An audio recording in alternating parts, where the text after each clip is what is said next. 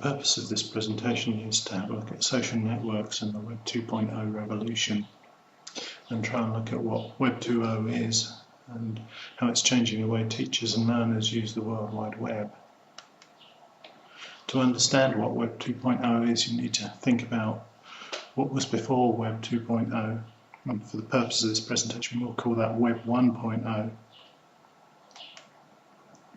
Web 1.0 was in many ways a broadcast medium.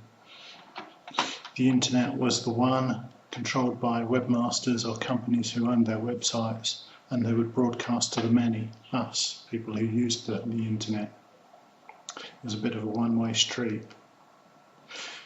For example, the BBC, big company, had their own website. They produced news, told us what the news was, and we read it. Web 1.0 was the World Wide Web, slow connection speeds, and 56k modems, dial-up modems. Web 1.0 was based on HTML, a simple markup language that didn't really allow for very much flexibility in look and design and feel and interaction within websites.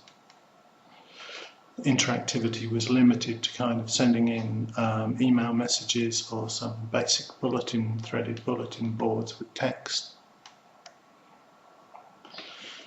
Web 1.0 was about expensive software that you bought in a CD and installed on your computer and had to upgrade regularly. Web 1.0 was also about the dot-com bubble burst and a failure of companies to do business through the internet and to get people to buy things, services and products through the internet. So let's have a look at what's different now. Web 2.0 is fast connections, rapid data transfer and broadband, making a lot more things possible than were ever possible over a dial-up connection. Web 2.0 is about more complex programming languages, again, that are more dynamic and make more interaction possible. Web 2.0 is about sophisticated web browsers that are able to read these languages and run small applications or software within the browser. Web 2.0 is about companies now supplying platforms, not the content. Users are supplying the content, the company provides a platform on which users can add their own content. For example, instead of the BBC, we now have Dig, a news-based site. Users submit their own news and users vote on which news goes to the top and becomes the most important. Dig, the company itself, just provides the platform. It doesn't provide the content or decide what the news is. You decide. Web 2.0 is about users working together to create content. For example, Wikipedia, a huge source of knowledge created by people from around the world that anybody can add their knowledge to. Web 2.0 is about free web-based apps. Instead of expensive software for word processing, we now have free web-based software that opens within your browser and that you don't need to download onto your computer and you don't need to pay for. Web 2.0 is about rich media content as well. Companies like YouTube that provided a platform allow you to upload your own videos, your own audio, and mix those videos. Web 2.0 is also about complex social interactions. Social networks are becoming the backbone of Web 2.0 and making the kind of interactions we can have with each other far, far more complicated. We can share photographs, share many different aspects of our lives, share messages, share music, share videos, share quizzes. Many people have described this as the democratization of the web. Instead of our original web, which was one-to-many, now we have a web that's many-to-many. Every user can create content and share it with every other user. And this is a democratizing process. So what does this mean for us and our students? It means our students can share opinions through videos. With sites like Big Think, they can share and interact and discuss the big issues around the world. It means that we can share images from around our world and search for images on websites such as Flickr. It means we can play games with other people from around the world. We don't need someone else that we know. We don't need someone else in the same room. We can now interact and play complex games with people who we've never met.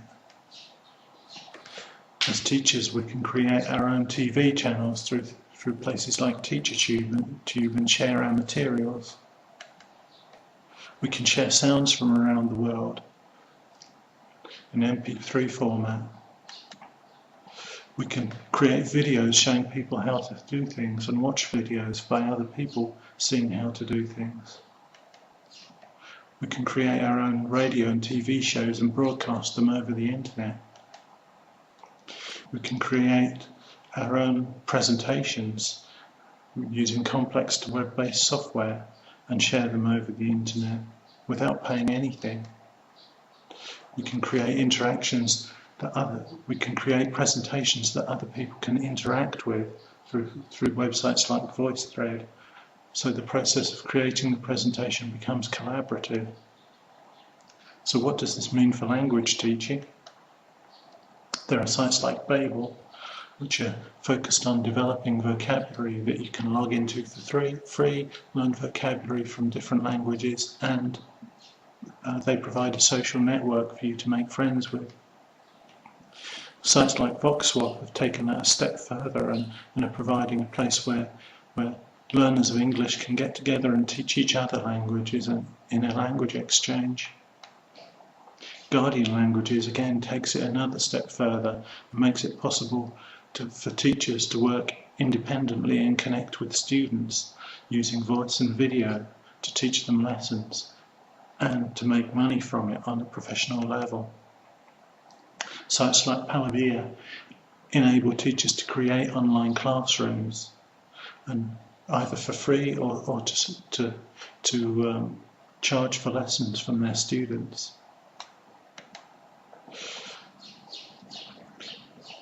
Sites like CourseLab enable us to download free software that we can use to produce very complex interactions and create multimedia materials and to make our course books interactive and put them online. All this is great stuff, but there's a dark side to Web 2.0 If everybody's creating materials, should everybody be creating materials, and what's the quality of those materials? If you go to a Web 2.0 website, how much of it is good quality material? What's the credibility of the material? If everyone can be an expert, what's that expertise based upon? What's the authority behind it? And how reliable is that material? How are companies that create these platforms financed? If we're getting this stuff for free, how are they making their money? Every company has to make a living.